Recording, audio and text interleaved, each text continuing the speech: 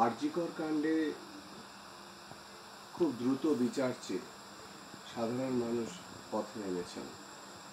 এটা যেমন একটা বিষয়, তেমনি এটাও বলা দরকার যে যেভাবে বিচার হওয়া দরকার অত্যন্ত যত্নে এবং নিখুঁতভাবে, সেটাও কিন্তু যাকে হোক একটা ধরে শাস্তি দিয়ে দিলাম, এটা কিন্তু কোনো বিচার না।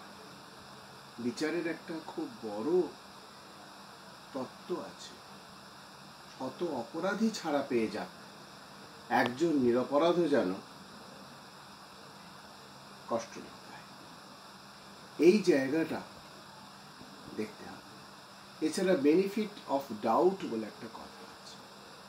যদি কোথাও দেখা যায় যে যে অভিযুক্ত যাকে বলা হচ্ছে তার এমন কিছু বিষয় রয়ে গেছে যেখানে একেবারে সুনিশ্চিতভাবে তাকে অপরাধী বলা যাচ্ছে না, কিছু সন্দেহ, কিছু ডাউট যদি থাকে, তাহলে কিন্তু তাকে পুরোপুরি অপরাধী বলা যাবে না।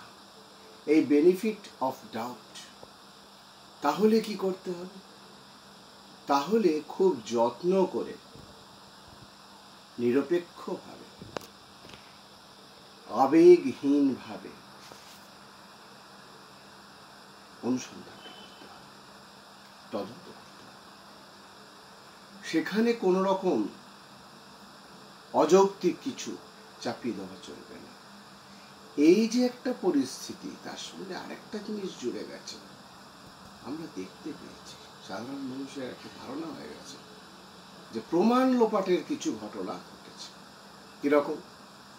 প্রথম কথা হচ্ছে, যখন অঘটনটা ঘটল তখন হাসপাতাল কর্তৃপক্ষের তরফে মৃত মহিলার বাড়িতে যেভাবে খবর দেওয়া হলো, সেই খবরের ধাঁচটা সাধারণ মানুষের কাছে কিছু কিছু পৌঁছেছে। কিভাবে খবরটা দেওয়া হয়েছে, তাতে তাদের ধারণা হয়েছে খবর দেওয়ার ক্ষেত্রে কর্তৃপক্ষের একটা অদ্ভুত আচরণ দেখা গিয়েছে।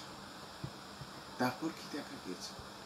তারপর এই মৃতদেহ ঝটপট করে পুড়িয়ে দেওয়া। কেন? মর্গে তো অনেকদিন বডি থাকে, এই বডির আরেকবার ময়না তদন্ত হতে পারত, ভিসেরা সংরক্ষণ হতে পারত, অনেক কিছু হওয়ার জায়গা ছিল, যেগুলো হয়নি। এগুলো কিন্তু অনেক প্রশ্ন তুলে দিচ্ছে। এর সাথে সাথে এসে যাচ্ছে আরো অনেকগুলো দুর্নীতির প্রশ্ন।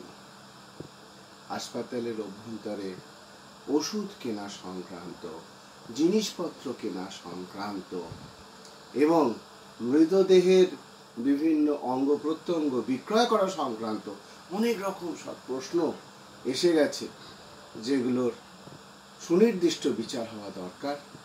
দুটি বিষয় একত্রে জড়িত কিনা, এই ধর্ষণ খুন এবং এই আর্থিক দুর্নীতি, এই দুটো একসাথে জড়িত কিনা, অথবা দুটো আলাদা আলাদা কিনা, এই ব্যাপারটা খুব সহজ নয়। সিবিআই এর দক্ষ লোকেদের পক্ষেও খুব সহজ ব্যাপারটা নয়। এবং সিবিআই এর হাতে এমন কোনো মন্ত্র নেই যাতে সমস্ত কিছু সমাধান হয়ে যায়। আমরা এও দেখেছি যে বহু জিনিস তদন্ত করে কুল কিনারা পাওয়া যায়। রবীন্দ্রনাথের নোবেল পদক ফেরত আসেনি। ফলে তদন্ত করলে একটা কিছু পাওয়া যায়, এটা কল্প কাহিনীতেই সম্ভব, থ্রিলার কাহিনীতেই সম্ভব। বাস্তব জীবন বড় কঠিন।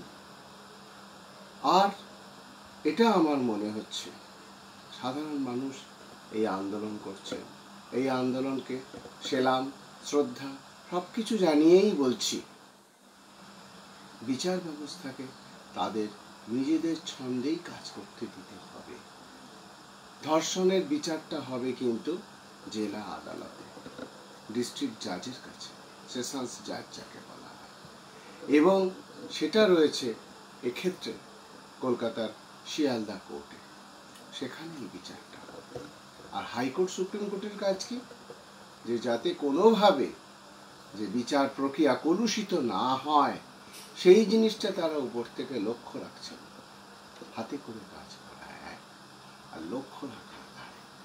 এই বিষয়টা তলিয়ে ভেবে যত দ্রুত সম্ভব চিকিৎসা ব্যবস্থা, স্বাস্থ্য ব্যবস্থাকে একটা সুস্থ চেহারা ফিরিয়ে দেওয়া সকলের দায়িত্ব হওয়া উচিত।